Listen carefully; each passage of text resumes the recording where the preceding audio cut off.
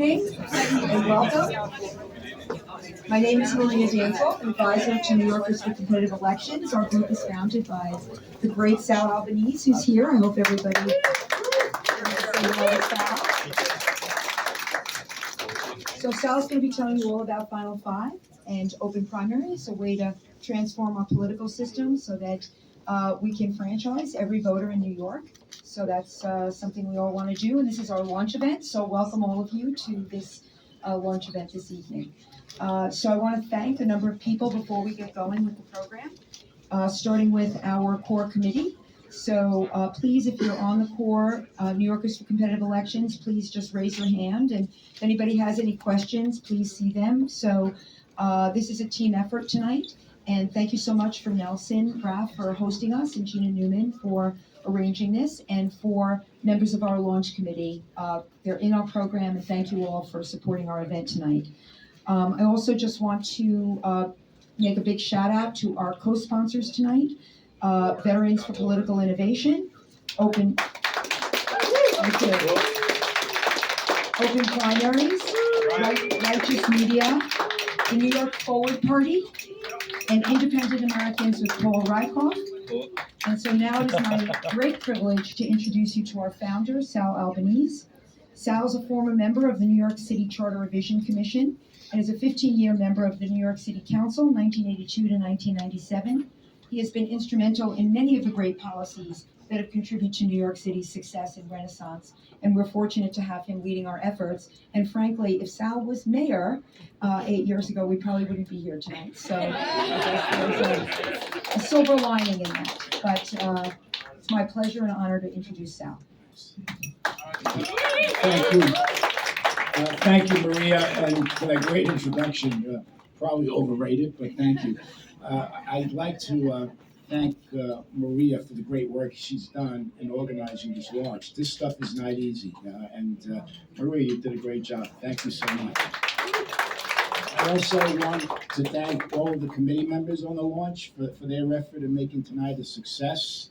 I want to thank the speakers that are here tonight. Including andrewyang. I believe he's on his way. He's here. Oh, he is. My friend andrewyang is here. And also, I want a big shout out to Catherine Gale and the Institute for Political Innovation. I fell in love with this Final Five model after reading a book called The Politics Industry, which it's the Bible for this model. It really is. And she and Michael Porter from Harvard wrote the book. And if you get a chance, pick it up and read it. It's called The Politics Industry. It lays out the entire concept of Final Five and why it's so important to our politics, to repairing our broken political system. And it really is broken. That's why I'm involved with this process. We started about a year and a half ago, 5 of us, steering committee, myself, Dr. Roger Flores, Ed McGlone, Aaron Foldnow, and Devin Balkin. And it really expanded exponentially. So we have a lot of folks involved now around the city, and we hope to get more and more people involved. Basically, we have a situation in New York City where we don't have competitive general elections. We have 1.2 million voters who are independents who can't vote in the primary. That's about 25% of the electorate. And more people are registering as a blank, as independents, young people, veterans. We have the veterans groups that are here tonight. There are about 300,000 veterans who are registered as blanks. And the most important election in New York City is the municipal election, because in 2013, for example, Bill de Blasio was elected by 13% of registered voters. In 2017, the same thing, because the general elections were really not that competitive. Not competitive at all, really. And Eric Adams in 2021 with 17% of registered voters. Once again, an election that wasn't competitive. Competition is essential, not only in business, but in politics. And I can relate to this firsthand. I represented, as Maria pointed out, a district in Brooklyn for 15 years where I was the only Democrat elected there. I was surrounded by Republicans. And you know what? It made me a better council member, because I had tough general elections. It was a contact sport.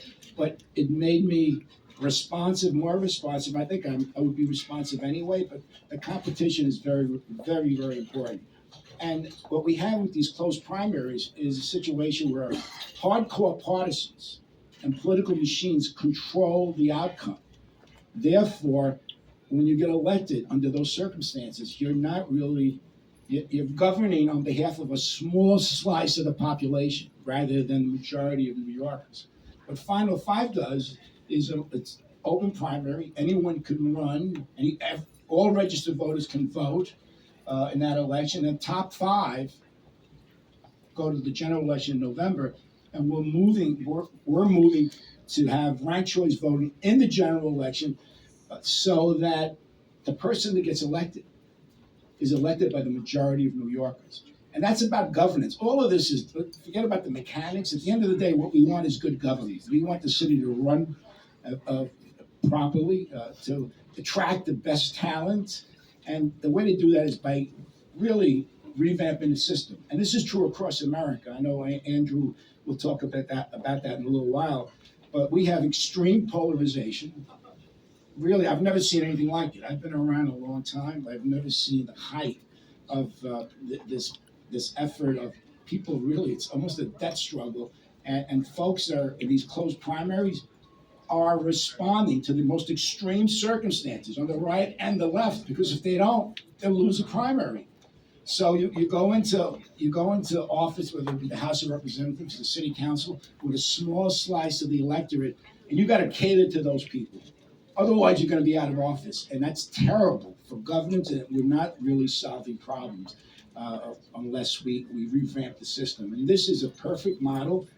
It's successful in Alaska. It was just adopted there, and it worked. It worked. Nevada just passed it. And one of the things about what we're trying to do here in New York City is that if we're able to adopt this in the city through the ballot process, which I'll describe in a little while, it'll have a ripple effect across the country. We live in the communication capital of America. So Final Five will be front and center. Open primaries will be front and center. There'll be a lot of media coverage around it, and they will encourage other municipalities and other states that are considering this across America. So we're in the cutting edge of reform, but it won't be easy. Political machines and hardcore partisans will oppose us. There's no doubt about it. We'll have elected officials that will support it, but there'll be strong opposition, even on a bipartisan basis. In Alaska, the Democrats and Republican machines were against it. So, same thing in Nevada. But we know one thing, that the people want good government. And if we're able to run a good campaign, our own polling shows that we'll succeed in New York City. But it's going to be a tough effort. We're going to need more financial resources to run the campaign. We're going to need more volunteers. And I hope all of you that are here tonight get more and more involved with our team and make this happen in New York City. Because I think we can really make history here and really, at the end of the day, improve New York City. That's what this is all about. That's why I'm in it. That's why I hope you guys are in it. How do we make New York City a better place to live? Leadership is important. We've seen that over and over again. Bad leadership really leads to bad governance, and we've had that for a number of years in New York City. So thank you for being here. Please follow us on Twitter, follow us on our Facebook page, because this campaign is. We're gonna be ramping up in the next couple of weeks. We hope to get enough signatures to get this on the ballot. We hope to start collecting signatures in March and submit them to the city clerk by June. So let's make it happen. Thank you for being here tonight. Thanks. Thank you, Sal. Our next speaker is John Hopkins. Is he here? Yep, right here. Okay. Right, John is the president of Open Primaries. He's an activist and strategist with 25 years of experience working in independent, alternative, and reform politics. He is one of the country's most visible and vocal advocates for primary reform. He's a founder of Iraq and Afghanistan Veterans of America. Oh, That's sorry. my microphone. That's not me. Oh, sorry. Excuse me. That's the cut and paste I function on my multitask, but computer. not that good. Okay, I'm not that good. very good. Okay, well, anyway, we're very happy and grateful that you're here tonight. Thank you. It's great to be here. Sal, I've worked with people all over the country that are working to advance this cause of departisanizing the primary process. And there's no one more tenacious than you and your team. So I'm really excited to be, an honor to be here to support all of you. We have some great speakers tonight, and just wanted to say a few words. I'm going to start with a confession. I work really hard at open primaries, and occasionally I get a few hours off. And I don't watch Game of Thrones or Peaky Blinders, or I have this guilty pleasure, which is it's called Me TV. They play Laverne and Shirley, and they play Gilligan's Island and The Love Boat. There's something soothing about a '70s sitcom when you've had a hard day of doing political activism. And I say that because one of the experiences of watching these iconic '70s television shows is how much the world has changed, how much things that were okay, casual sexism, casual racism, casual date rapicity, whatever you want to call it. Just watch an episode of The Love Boat. How these things that were the norm are now not. There's been a cultural change. And I say this because I am an independent. I'm a proud independent. As Sal said, there's 1.2 million of us registered to vote here in New York City. And we're still related to the same way we were 20 years ago when we tried to get open primaries for the first time back in 2003. Back then, it was, you independents, what do you stand for? Who are you? Just join a party, get with the program. You just say you're independent because it's cool. But that kind of casual dismissal of independent voters has been going on for a long time. And the numbers keep growing. And what I'm most excited about with this campaign is we're gonna have a fight. Trust me, all kinds of politicos are gonna come after us. They're gonna say, this is not the right time, this is not the right issue, this is not the right policy, you gotta do it this way, you gotta do it not that way. When push comes to shove, what we're doing, what we're launching here tonight, is an effort to fundamentally change the casual dismissal of voters who say, I do not want to join one of your political parties. I'm an independent, I want full voting rights, I want to elect the leadership of the city, I want to move it forward, but don't force me to join a political party in order to have my voting rights as a citizen. That kind of cultural change is something that we need in this city and in this country. It's how we're going to make progress, and I'm excited to be here to support what we're doing to make that happen. Thank you. Thank you, John. That's great. Thank you. Our next speaker is Eric Bronner. So Eric graduated from the United States Naval Academy in 1997. He served 8 years as a naval flight officer. After service, he built a successful real estate business. In early 2019, Eric served as a board president for Show Me Integrity, a political reform organization. This became the springboard to combine his interest in politics and military service to found the nonprofit Veterans for Political Innovation in 2021. We're very lucky to have Eric join us, and he is a co-sponsor of tonight's event. Thank you. Thank you, Maria. Thank you, Sal. New York City, we're very excited to be here. Veterans for Political Innovation is a passion project for me and my co-founder, Todd Connor. Todd Connor's in the house here. We both happen to be Navy veterans, but there is a group, a band, a humble tribe of Veterans for Political Innovation state leaders and local leaders here from all branches. And I'd like you to raise your hand if you're a part of Veterans for Political Innovation. Thank you. You all are building this movement, and it is a movement. There is a national reform movement that's building. And John Updike is a personal hero of mine because he's been working on these reforms, as he just said, for over 20 years. And being taken for granted by our two-party duopoly and being written off and being told that, no, you can't really be an independent. You must be a leaner one way or the other, right?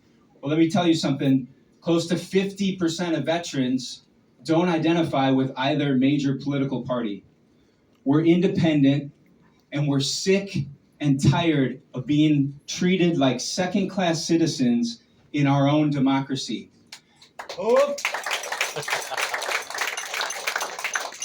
Final Five voting is going to help change that. How? You've already heard. 1.2 million New York City residents, maybe about 300,000 veterans in New York City, registered independents, unaffiliated voters, don't even get to participate in their own taxpayer-funded election. I know this is a friendly audience, so I know there's no one in here who would be comfortable with telling a veteran who served overseas, when they come back home, that you don't get to participate in your own primary election unless you register with a private political party. This reform movement, from Alaska to Nevada to San Diego to Missouri, if we do this in New York City, and we will do this in New York City, we will do it everywhere.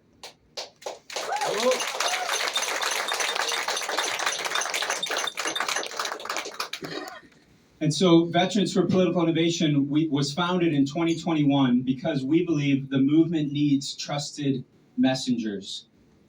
And I'm looking at a bunch of trusted messengers in this audience. I'm looking at Henry Rowland, one of our state leaders in Connecticut, Army veteran, doing incredible work to bring ranked choice voting to Connecticut. I'm looking at Glomani Bravo Lopez is no longer here, but Mike and Michael, and Mike, or he is, Glomani, who's been embedded in this campaign from the very beginning, bringing some of America's most trusted messengers and their voices to bear to help pass reforms that will fix toxic tribalism, poisonous partisanship, and government gridlock that we've been stuck with for far too long.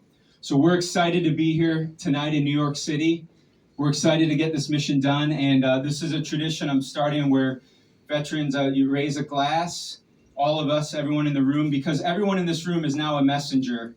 You're a reform, an early adapter of the reform movement, or maybe not so early because there's been other people doing this for a long time.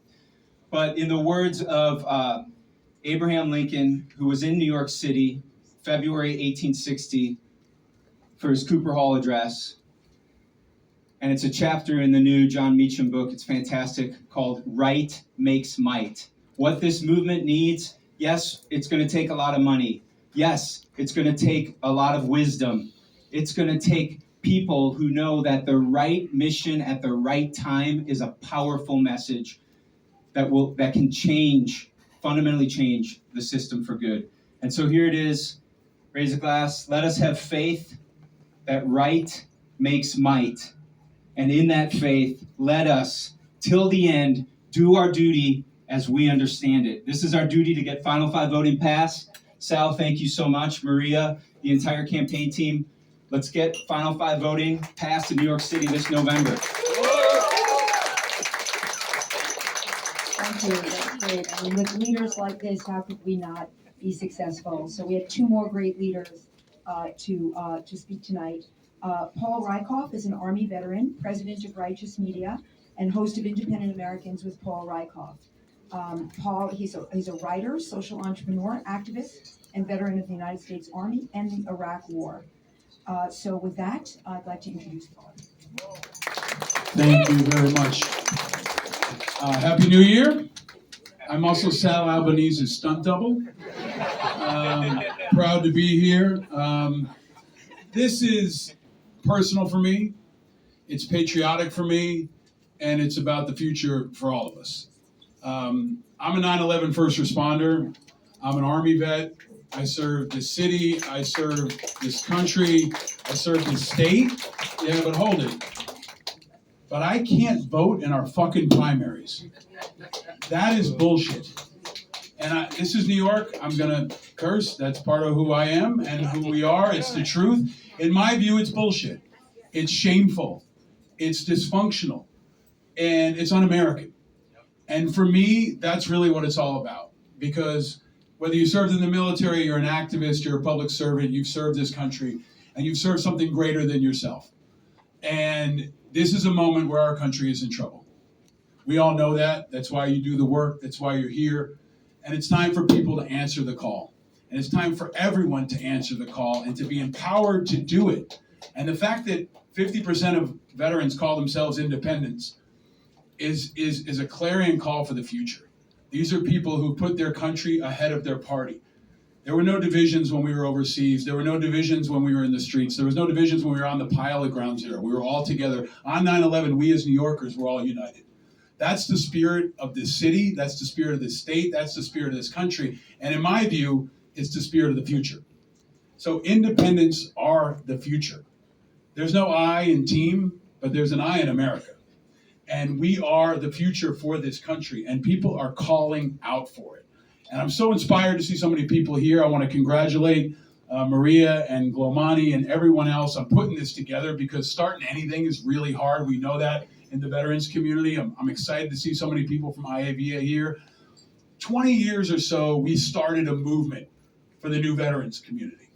You know, we started something new based on what had come before us, and we built something better. And now there's a generation of veterans and nonprofits and military organizations that are serving each other and serving the country and charting a course for the future. This is the next movement for me and for many of us in the veterans movement. I spent 15 or 20 years doing that. I'm probably going to spend 15 or 20 doing this. And I'm really inspired and grateful for the leadership of so many people. John Updike in particular, give the man a round of applause. He has been an elder in this space and taught me and so many others. He's also getting a knee replacement tomorrow. So, I mean, the man is literally unstoppable, and he's going to be even stronger after that. But he's been out in front for a long time, grinding away. And many of you in this room have been doing the same. And Sal has been a great voice for this city in so many ways, and I'm just honored to be a part of it. But the fight is here. The fight is about protecting, defending, and improving this country. And we're all a part of that, but the stakes have never been higher. And I'm grateful for everybody here. I'm grateful to be a part of it. Andrewyang is coming up next, and I'm proud to be a lead blocker for him anytime. He's been a really important voice, I think, for this generation and for the future. And I think it's just the start of the movement that continues to grow. So thank you for being here. Happy New Year. Congratulations to Final Five. And it's time to get to work. Thank you, Paul. So our final speaker, and he's last on the list because no one wants to follow him speak. I know this. So we have Andrewyang, who is entrepreneur, author, philanthropist, and nonprofit leader. He was named the Presidential Ambassadorship for Entrepreneurship by the Obama White House and a champion of change for his work with Venture for America. He was called a long shot candidate by the New York Times, became a top-tier contender as a result of his successful grassroots funding and his ability to energize and engage a voter base as very few candidates can do. He ran for mayor in 2021, shaking up that race as an outsider. He is a founder of the Forward Party, a co-sponsor of tonight's event. We thank you, Forward Party, and people here from the Forward Party. And he's a founder of Humanity Forward. So, hey, New York City, how are you? It's great to be here as both your president and your mayor. The first person to hold both of those jobs. I was honored to be endorsed by Sal Albanese during my mayoral race. Sal is a freaking true blue New Yorker who just wants what's right for the people. I just want to give Sal a round of applause for it. Hey Sal, we love you. I have a few stories to share about, I think, why we're here tonight. I ran for mayor, and I had so many New Yorkers come to me and say, hey, Yang, like what you're about. You're going to do things differently. Can't wait to vote for you. And I'd say, oh, thanks. I really appreciate that. Are you a registered Democrat? And what would they say? Nope. No. And then they would say, but I really want to do whatever I need to do to be able to support you. And then I said, well, unless you have a time machine, you're out of luck because you need to register as a Democrat in February for a freaking June primary. And I had dozens of conversations like that. How many of you know people who thought that they were going to be able to participate and then got shut out? A lot of people here resemble that, right? There was like this massive, expensive effort to try and get independents and Republicans to freaking register for the Democratic primary because everyone knew that that was going to be the election. Even when you and that's register, they disappointing. throw out your vote. They throw out your signature. They purposely do it. They've been doing it for 40 years. So our friend here is saying that even if you try to register as a Democrat 4 months in advance, they invalidate They've been your doing that registration since the or they make 60s. it difficult for you. I have to ask you, think about this for a second. What is the policy reason why you would set the deadline 4 months ahead of the primary? Think about that. If your goal was to try and actually be inclusive or get people to vote or see what the people want, why would you say hey, you need to have registered in February for a June primary? It used to be a year before. And the reason is that they have no interest in hearing what the New people York think City are has making it New easy. York City has the voting of Mississippi pre-antebellum Oh yeah, New York City. slavery. I mean, we talk It's about, and ridiculous. there's a lot of like, oh, New York City, like true blue Democrats, or whatever. You like dig into the practices. Oh wow, you know, like they are very, very concerned about trying to shut other folks out. So I had that experience over and over again, and in that mayoral primary, there were about 900,000 voters, which was up 10%. So great news, right? But how many people live in New York City? 8 million. 8 to 9 million. You're talking about like 11% actually got to decide who the next mayor was. So that was a big math lesson for me. I was like, wow, you know, like that this franchise is really restricted just to this 10, 11%. And the 10, 11% is dominated, as Sal knows, by special interests that have their bread buttered by what goes on in City Hall. So that's story number one.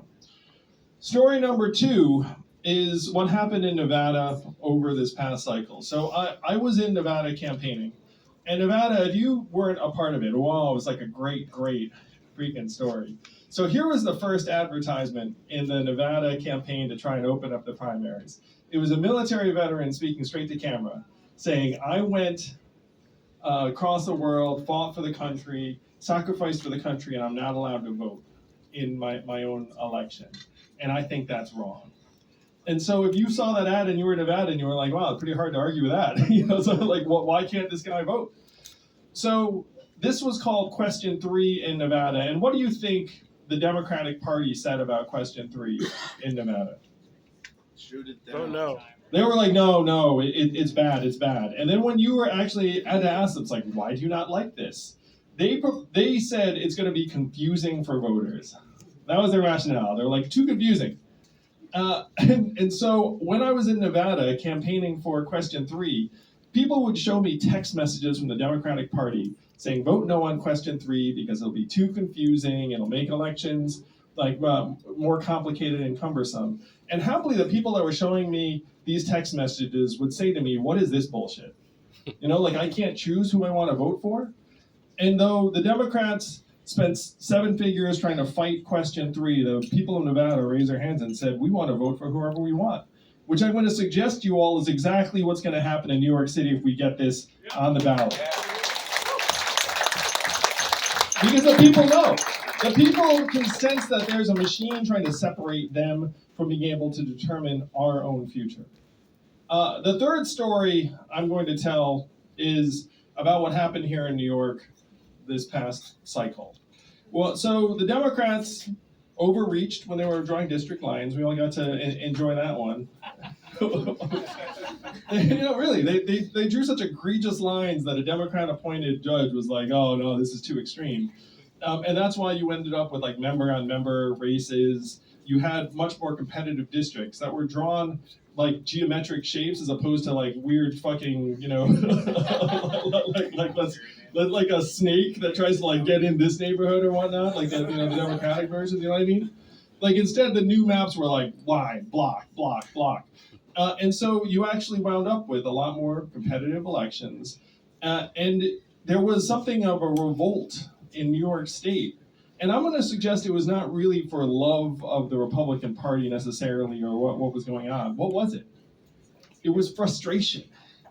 It was that, look, this is a blue town, this is a blue state, and we're not loving what we're getting or not getting. You know what I mean? Like, that is the way I interpreted the midterms here in New York. You had Democratic overreach that led to much more contested elections around the state, and then a lot of New Yorkers said, whatever's going on right now, I don't like it, I'm fed up. What do you all think? Is that about right? I agree. Yeah. That's why when John and Paul talk about this being the moment, they're right. This is the moment. There are so many people in New York City that are looking around right now being like, I don't love what's happening. Like I'm fed up, I'm frustrated, but I don't quite know what I can do. And if we can just translate to them that this is what you can do, you can actually change the process so that it's not just the party insiders and the special interests that control who our leaders are, it's us. As soon as they get that message, they'll say, yes, that's what I want. They will sense that this is the revolt against the machine that they've been waiting for a long time. They don't understand the language yet, but that's what we have to communicate to them. Do you want to help them understand what the heck we can do to fix our future? Oh, yeah. I can't hear you, New York City. Do you want to wake up our fellow New Yorkers and let them know that we can do things differently? So this is the mission from now until November. It's going to be a joy. It's going to be a blast. And I already have imagined what the ad's going to be. All right. One of the proudest moments of my campaign was being endorsed by the firefighters union. What a bunch of studs. You know? Like really. So here's the advertisement. A New York firefighter went straight to camera saying, I have run into buildings to save my fellow New Yorkers. I'm an independent and I cannot vote for who our next leader is going to be. That is the ad. And with that ad, New Yorkers will look up. I mean, do you think we can find an independent firefighter to say that? Hell, you can buy and sell it. I know them personally. There's like a freaking army. You know? So that is the case that you have to help us make to our fellow New Yorkers over this next number of months. But if we have the resources to get this message out and make this case, we will win. And I cannot fucking wait. Let's go, New York City! Thank you. Thank you. That's all. So just before we close, everybody got a program, and I just want to make an ask to get going here. So we have on the back is our QR code, and if everybody could please make a donation if you haven't already done so.